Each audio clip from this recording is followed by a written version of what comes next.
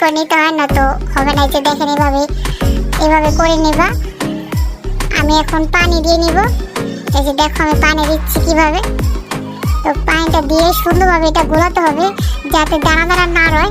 তো দানা থাকার কারণ হচ্ছে চিনি দেওয়াতে দানা দানা থাকতে পারে। তো তোমরা ভালোভাবে অনেকক্ষণ 5 মিনিট লাগায় মিক্স করবা, তারপরে দেখবা সুন্দর হয়েছে মিক্সটা। এই যে দেখো কত সুন্দর হয়েছে, একদম মিনিশ হয়ে যাবে, স্মুথ হয়ে যাবে। এই যে দেখো আমার গোলাটা রেডি।